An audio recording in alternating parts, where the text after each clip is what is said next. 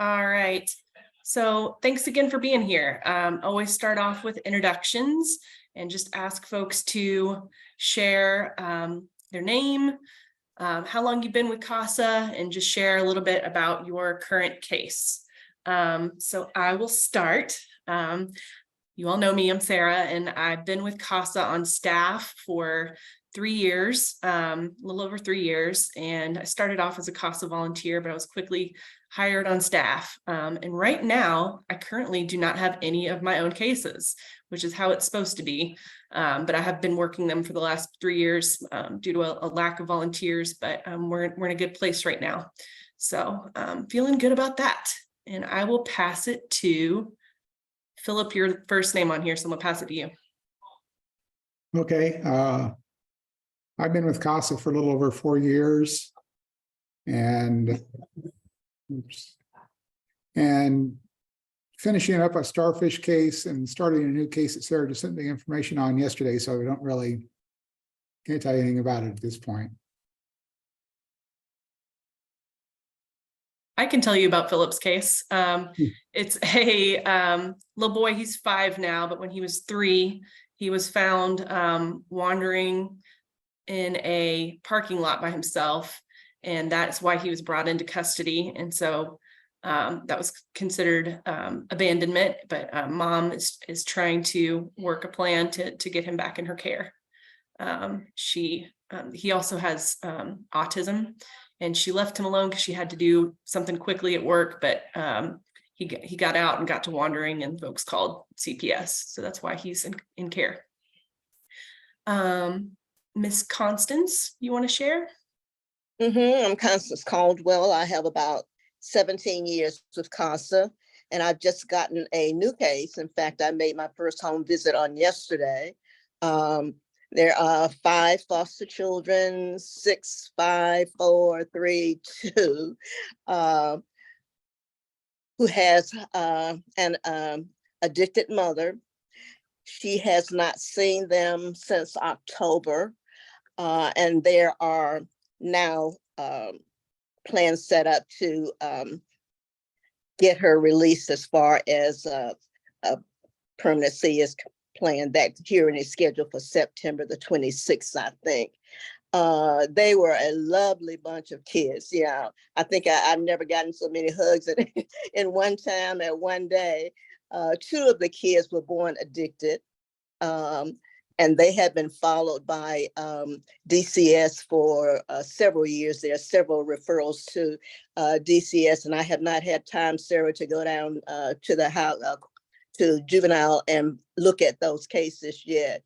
I am trying to get in touch with the guardian ad litem, since she's been on the case for a little while, to get some more information from her. But like I said, they are lovely children. I'll be putting my report in today, and it may be a little lengthy because I had to look at each child, and kind of evaluate them from that point. But the foster mother seems to have a good handle on things. She's been fostering for about 5 years now. And she has made some accomplishments herself that are to be praised. But I look forward to working with the case now that I found the house, because I had a while, I had a little time with my GPS yesterday finding the house, but we made it on time, so no problem.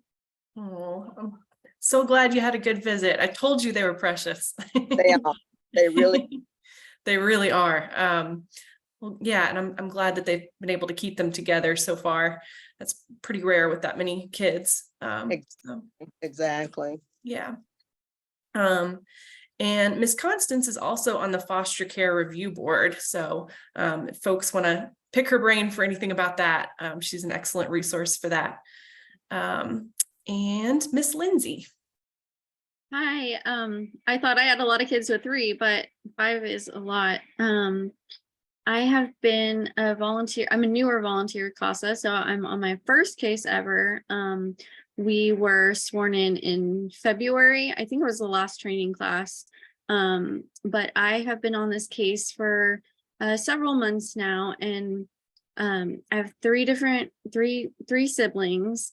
However, the challenging part is that they're in 3 different placements. And they have been going to see mom pretty frequently now. So we're kind of working towards that reunification.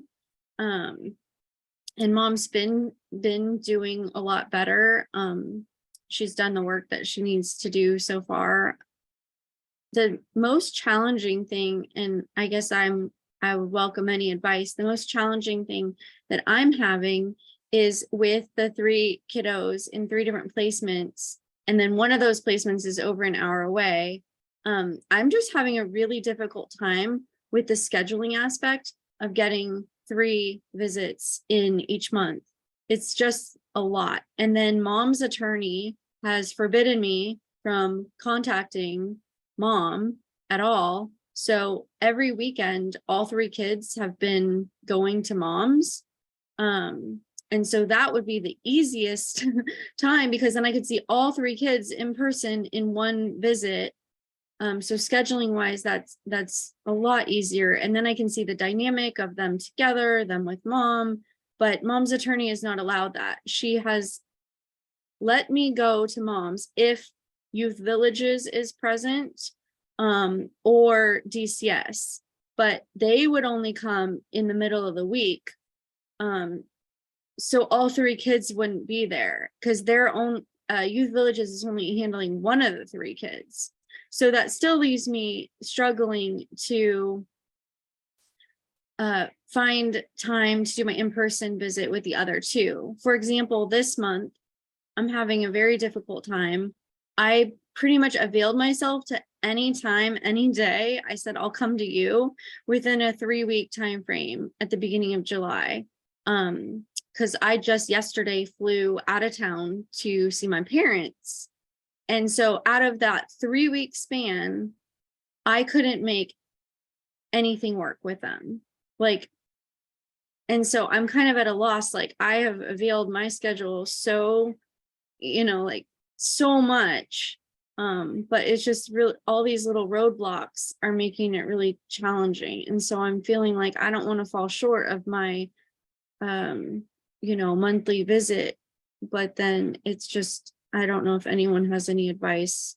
I mean, if I've reached out to one of the foster parents and said, I'm available anytime, during all these days. And then she says, well, these don't work for us.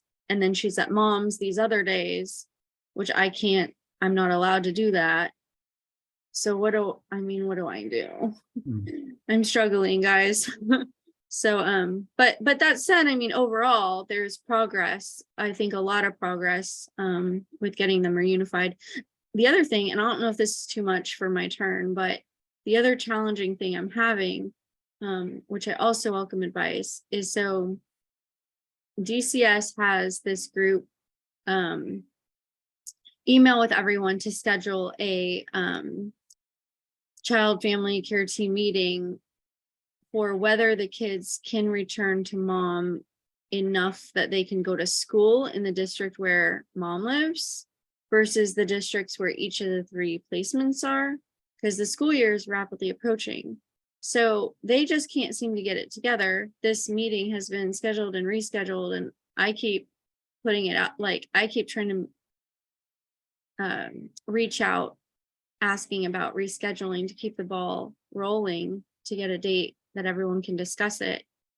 So they're saying that the kids are going to remain in their current schools, which would mean that they're going to have to move schools theoretically, unless they're going to stay in their placements for the entirety of the school year, which I thought we were moving toward them being able to be with mom a lot more since she'd completed what she needed to complete. So I just feel like that's going to be really hard on, these 3 kids if they're made to move schools in the middle of the year back to the district where mom lives. So there's all these different things, and I'm a new CASA, so sometimes I feel like, am I sticking my neck out too much when I'm emailing the whole team, being more assertive, hey guys, but anyway, those are my challenges. So I welcome any advice, since I know all of you are more seasoned than I am at this. Well, I have some thoughts, but I'm curious, Philip, Constance, Kim, I don't know how much you heard of that. What if you guys have thoughts? Now, it looks like a lot of those things are out of her control. I would not say that she's been aggressive by sending emails to the team, because she needs to keep on doing that in order to get some things taken care of. I'm not quite sure why the mom's attorney doesn't want you there without the other agency being there. Has he expressed that? Yeah, well, what I think she was upset about was because mom told me some things that were of concern, and I shared those with the team. And I think mom's attorney didn't like that. It's this attorney in particular is that's pretty common for her, in my experience with her, to not let CASAs talk to her clients. She's trying to keep them from incriminating themselves or saying something that they shouldn't. And as an attorney myself, I kind of was surprised. I'm like, well, then she should have instructed her own client. Like, that's what, I mean, she should instruct her client, not to, but anyway. It was so much easier the one time that I could do the visit at mom's house when all three of the children were present. It was just so much easier scheduling wise. I think it's easier for the children because they're already having so many appointments and so many people coming to talk to them and so many people coming to see them, that I think it's easier for them. I think it's easier on mom. It's certainly easier on me. I know the boy who's over an hour away, I know it's acceptable for me to do like a FaceTime or a Zoom with him, but the other little girl, I haven't been able to schedule, and her foster mom finally just told me, like, can we do a FaceTime? Because foster mom couldn't make herself available for any of the days that I proposed. I gave like, it wasn't like I'm only available this day or this day. I mean, it was like almost all month. Like any day, anytime, I'll come to you. I'll meet her at her school program. If you're doing whatever, I'll meet you there. And, I just kept getting, that's not going to work for us. That's not going to work for us. And can we do a FaceTime this month? And, or can we schedule next week? But then I had a travel plan. So. Yeah. I don't know. So you and I have talked about this a little bit or emailed about it. And so just so everyone else has these, just putting this out there for everyone to know, trying to schedule the visits with when the caseworkers go, which you've alluded to. And then there is that form you can fill out when you aren't able to see them that month. And I know that's not ideal either, but just, in terms of CASA protocol, that's what we ask volunteers to do when they're not able to do that monthly visit. And I'll link to that in a PowerPoint I'm going to put up in a minute. And then, I would encourage you to lean on Anne, your peer coordinator, or myself when you can't go, and we can try to kind of pick up on that too. With schools starting back up, you can visit them at school, wherever they land school wise. So that'll make it easier. And I recommend that volunteers, when you do that, you go during the kids' lunch. Teachers really don't like it when you pull kids from instructional time, or if you just find out like what time from the teacher would be a good time. And then, and also just making sure that some kids are more into that than others in terms of you going and sitting with them in the cafeteria. So if there's like a space you can go to or what, some kids think it's really cool. Some kids don't, especially teenagers. And then what other thoughts? So do I need to fill out a form? So this month I saw the one little girl when Youth Villages was there. Mm-hmm. But then the other two, well, the one of them, I know that the FaceTime would be acceptable because he's over an hour away. But then the other little girl, because foster mom wasn't available anytime during these 3 weeks that I proposed before I left at the end of the month. I mean, I do intend, and they're willing to do like a FaceTime. So would I still do the form since it's not in person? Yeah. Yeah. I know it's a pain, but we're going to be audited by our national organization soon, and they're just looking for things like that. So I'll fill it out as much as I can for you, or however I can be helpful with that. Just let me know. But that's what we do ask folks to do. And then I have another question. So, like, for example, like last month, there was scheduled a foster care review board. And so I thought, and all children are supposed to be present. So I thought, okay, I can use this, right? And I can see all of them at once. But then that got canceled or postponed because they didn't have enough volunteers, like lovely Constance that day. So I wasn't able to see them all at that, but I haven't seen another date for that. So is that, I mean, I thought that happened monthly. Yeah, they would reschedule it to the next month. They send me the dockets for that, and I try my best to look at those on a regular basis and email volunteers when I see that their kids have an upcoming foster care review board. But what you can also do is call the juvenile court clerk and just say, hey, I'm an advocate for these youth. I'm looking to see if they have any upcoming court dates, and have one of the kids' date of birth handy, and they'll look it up for you and tell you when the next court date is. And they can tell you which courtroom and all of that good stuff and what type of hearing.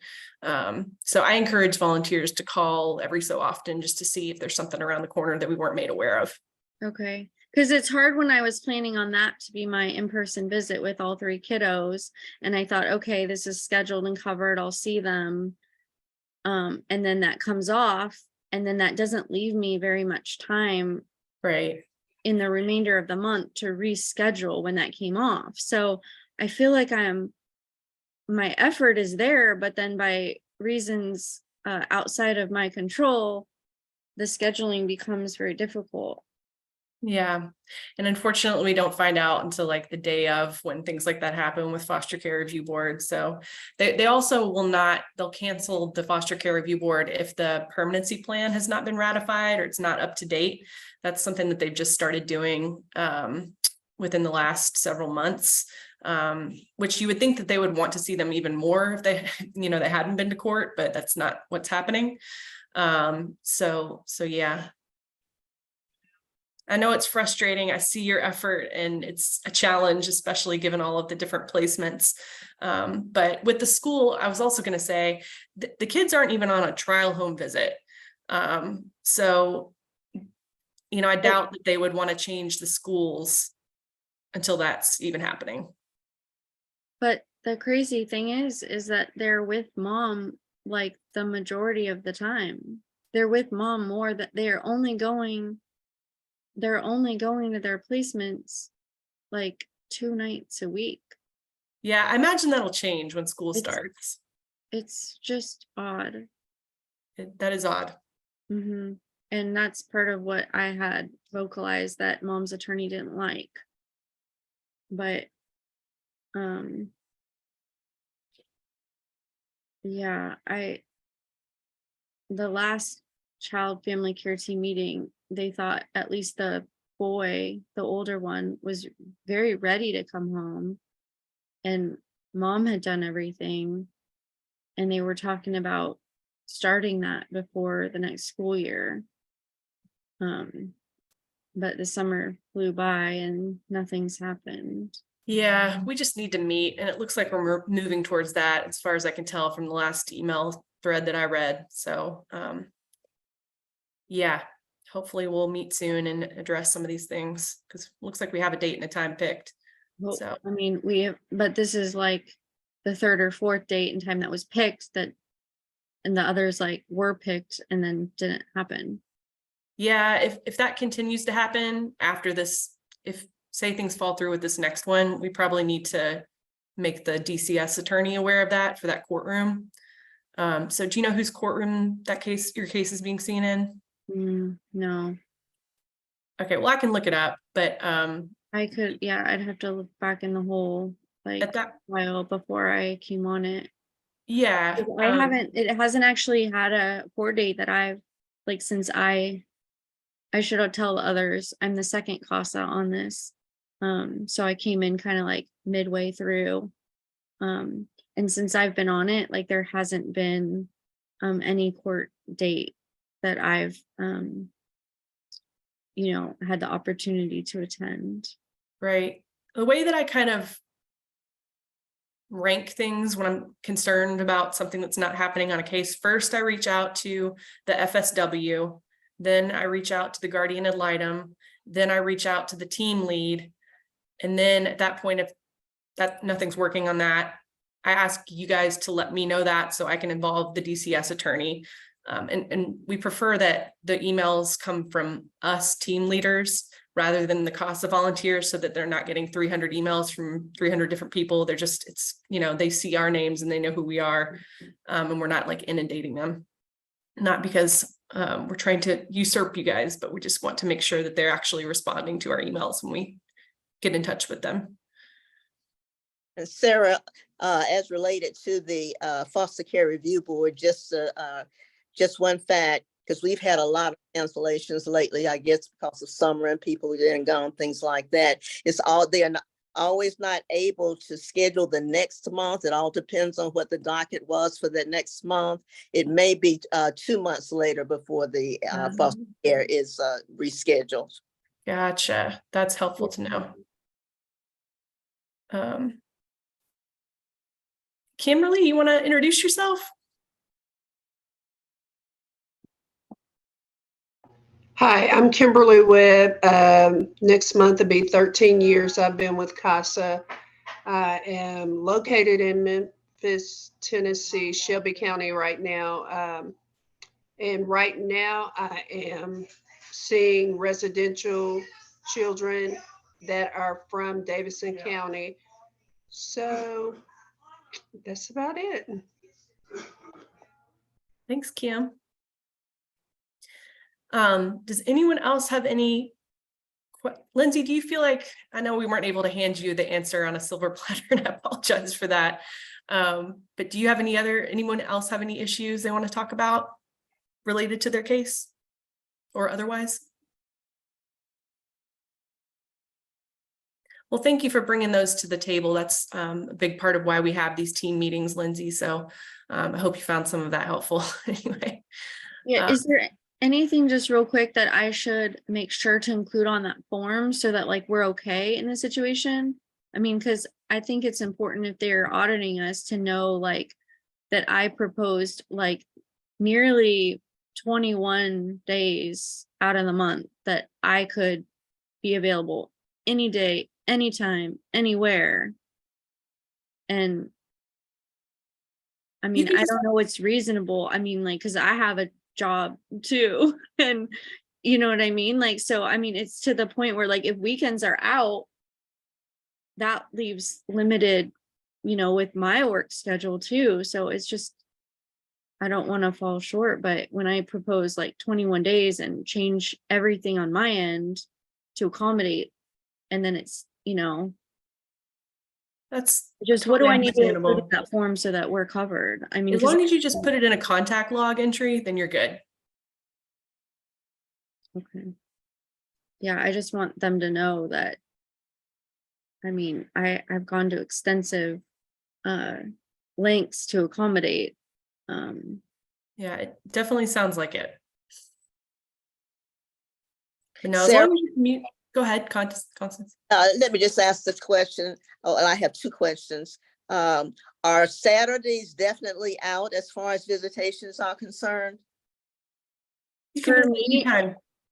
well, the hard part for me is that all the kids are with mom now on Saturdays, and I'm forbidden from seeing mom unless Youth Villages or DCS is there, but they're not going on the weekends. Okay. They're only going on the weekdays. Yeah, I was just So- myself being that, that I have 5 children now. But I wasn't alluding to your case, but I can understand your situation.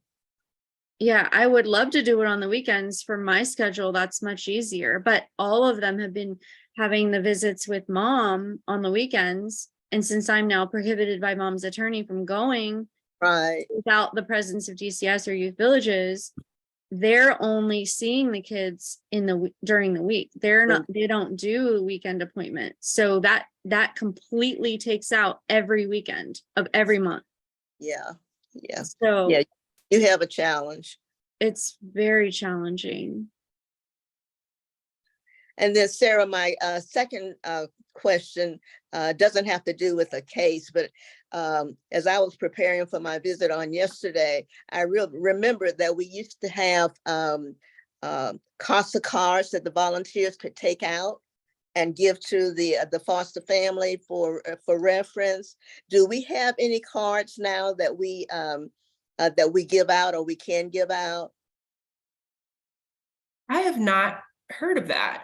That must have been something that was happening before I got on board here, but I can ask if we could Okay. do something like that. Well, I'll scan one to you.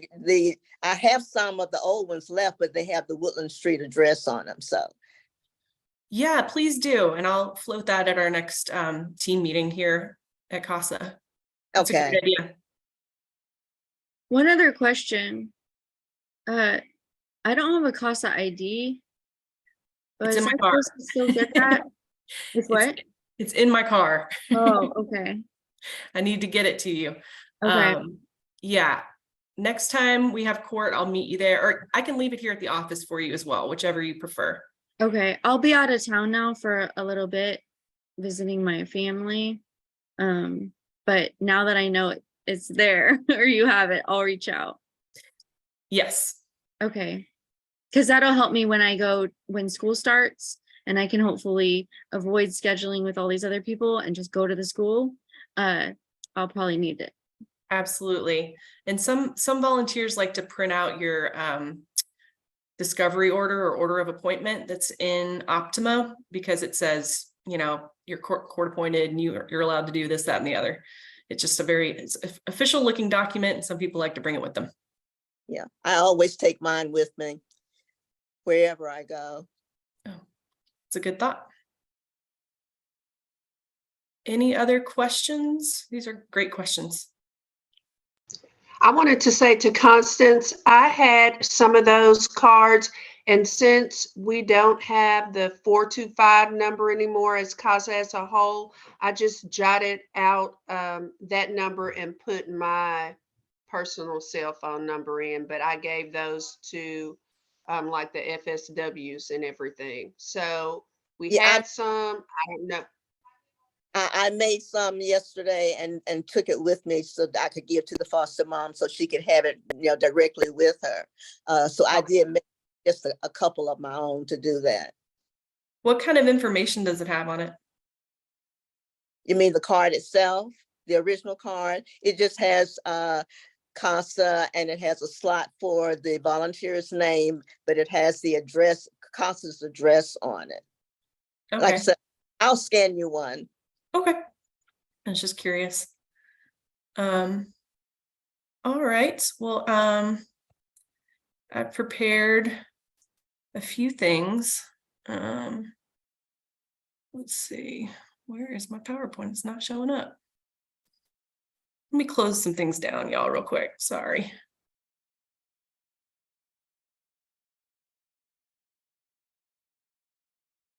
Can you see this one? One second. Yeah. It looks almost like the regular cards, but this one had my name and peer coordinator, and I just scratch out the 425 number and put my cell phone number on it. Okay. But they had some generic ones a couple of years ago that didn't have your name on them, just generic ones. And I just scratched out and put my cell phone number on them. Okay. Yeah, the one that I does have a line for the CASA, the volunteer to put her name on it, but I'll send it to you so you can look at it. Wonderful.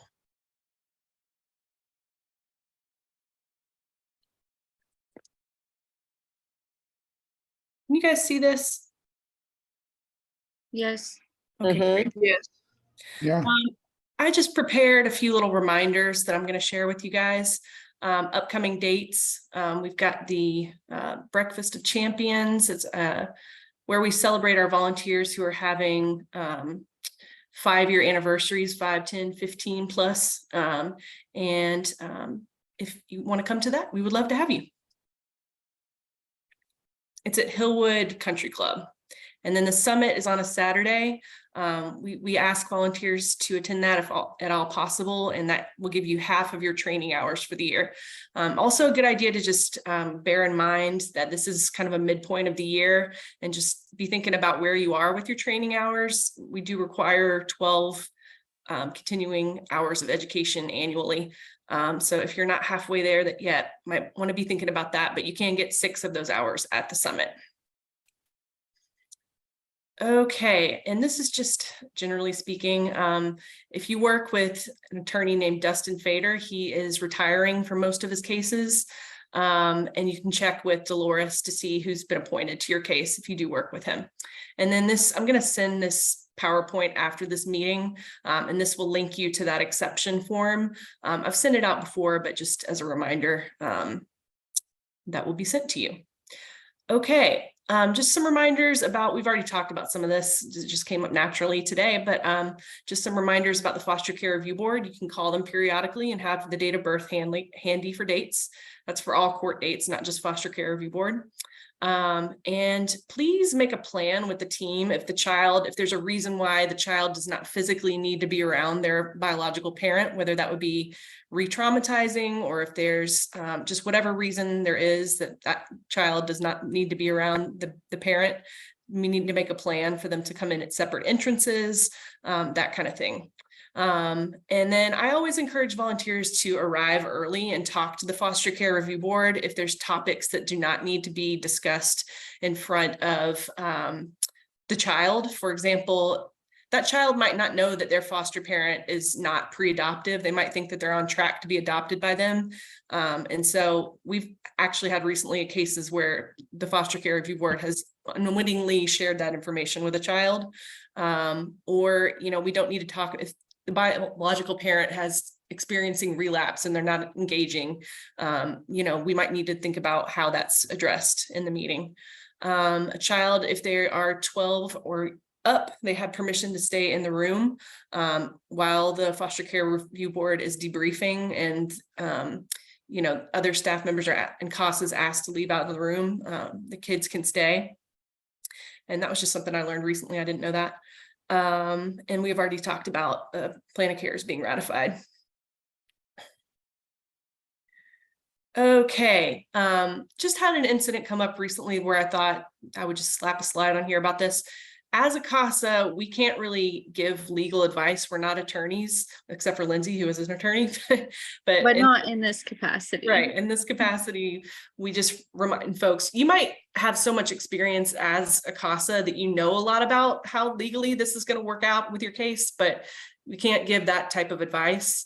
And especially for parents, that could look like, telling a parent to go complete this, that, and the other, telling a parent that they really need to surrender their parental rights, telling a parent they need to sue someone, telling a parent they need to file a petition. If you think that a parent needs to do one of those things, talk to me or your peer coordinator, or encourage the parent to talk to their own attorney. Like, I've noticed that, you haven't completed this task. Have you talked to your attorney about how you could complete this task? That kind of thing. Court report reminders. I find that the most common error that people have in doing these reports is at the very end, there's a section of concerns and recommendations. For every concern you need to have a corresponding recommendation. And I find that that's just kind of a common thing that people are not doing in the report. So as an example, and the first concern should always be about placement. So maybe the concern is there's an ongoing need for foster care placement. The recommendation could be the child should remain in foster care. I've also been advised that we can't tell DCS or parents to do something in the report. Like, even if we know that that's a thing that DCS needs to do, but rather we should suggest that we have a CFTM to talk about the thing that we are wanting them to do. For example, maybe a parent hasn't completed her parenting assessment and it's been 18 months. The recommendation could be a CFTM should be held to discuss how DCS can assist Ms. Smith in completing her parenting assessment. And then also, when you're sending me the reports, can you please make sure that they're editable versus PDF documents? Because oftentimes I'll just need to tweak little things. And if I can't do that, then I'll have to bug you via email, and that just saves me a step. And then please also, if you've done a report and I've sent you back edits, if you could just please send the most recently amended version, rather than starting from scratch or going back to your first version of it. That just saves me some time as well. And then I also really need you guys to get those reports to me, ideally at least a week before court, so that I can make edits and send them 5 business days prior to court. That's what it says in our MOU that we'll do. And I'm finding that folks are really getting down to the wire. Even if you have like a CFTM the day before and you really feel like, you know, the information that you'll get in that will really impact your court report. That's, again, not what it says in our MOU. So we really need to be getting these in sooner if at all possible. Any questions so far about anything that we've shared about here? No. I'm doing a lot of talking, I know. For the continuing education hours, Mhm. I know there's 12, and if I recall correctly, reading some of the books that were outlined in our training under the reading list were acceptable to go towards that. I mean, some of those books, I mean, I read several of them, but I mean, some of them that are pretty lengthy. I mean, I'm pretty much at 12 hours with like 2 books. I mean, is that enough? It can be any form, or do some of the hours have to be like, I mean, this counts too, right? Or no? Yeah, definitely this does. Our leadership has shared that we have to cap books at 4 hours. And I'm not Okay. sure the logic that went into that, or if that's a national standard or what, but that's what they've shared, that books can count for up to 4 hours. Is there somewhere where I could find that, are there any other little nuances like that I could find somewhere? Like, because I mean, I'm well over, I read a lot. And so I've read several of the books, which I mean, takes me, I mean.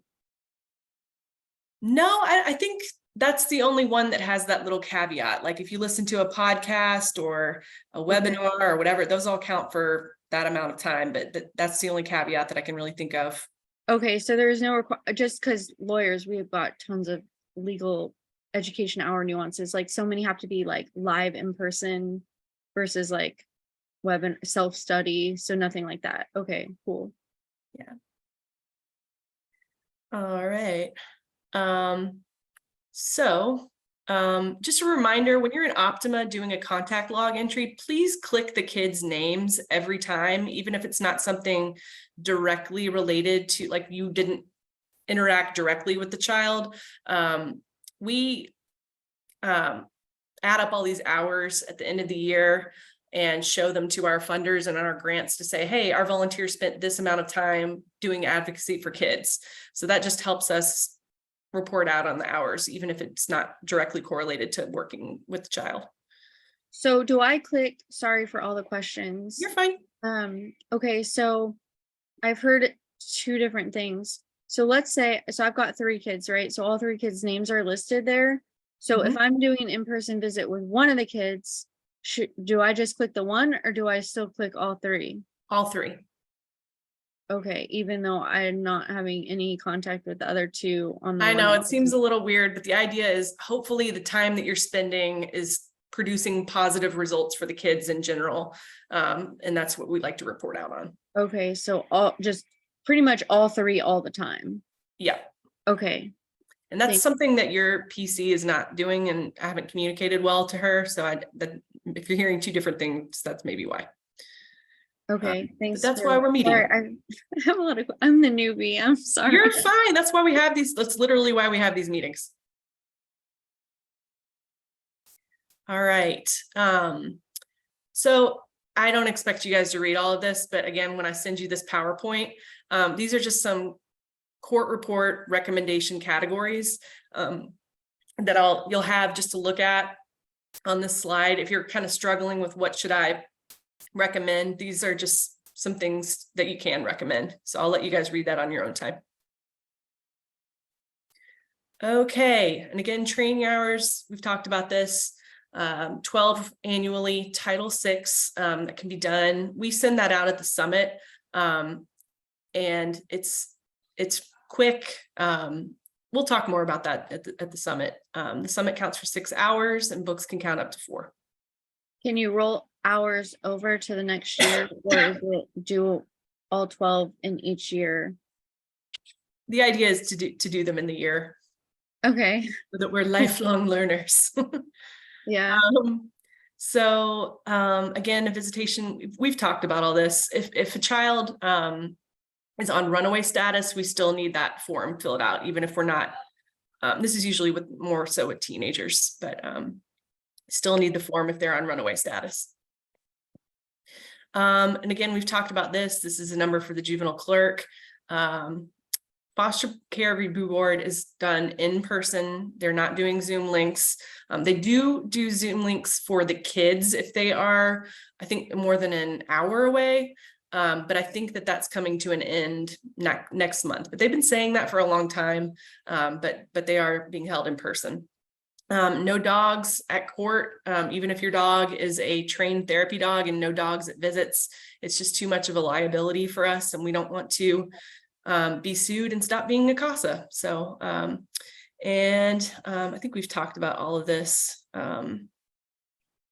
Water bottles at court. This is just something that came up recently. One of my volunteers had to throw away their glass water bottle. It's considered a weapon, apparently. So if you're going to bring a water bottle, just make sure it's not glass. And like I said, I might have your ID badge, people who are watching this recording, in my car. So just reach out to me if you need your ID badge, especially folks who have completed volunteer training in the last couple of years. I try my best to remember to give this thing to you, and it's been in my car for a year. So just ask me about it. And then just let me know, folks who are here today, or folks who are watching this recording, if you want a new case. We are having to turn away cases right now. New cases that we're getting because we just don't have enough volunteers. We're kind of we just reached capacity like in the last month or so. We've got a new group of volunteers we're going to be training starting in August, but they won't be done with their training for 8 weeks after that. So if you want a new case, you feel like you have the capacity for a new case, talk to me. And I think that's all I got. I will send you just a reminder. I always put this on this PowerPoint. This is a link that will take you to all of my resources. Whenever I find out about something in the community, I plunk it into my Google Drive, and it's categorized. There's abuse and trauma resources, court report resources, forum templates, all the things CASA wise that I can share with you guys, I plunk there. So you'll have that in this PowerPoint as well. This is on Optima. This is on my own personal Google Drive that I keep. Ideally, this would be, on our website, but I'm not our website designer, and it's also, some of this information's on the plate, but it's just more useful for me personally to have it kept this way. So I share this with my team every month.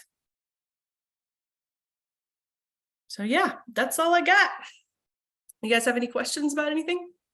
I think I have a friend in the next training session. Oh, really? I think I recruited someone. Oh, wonderful. Who is it? Sandy Howard.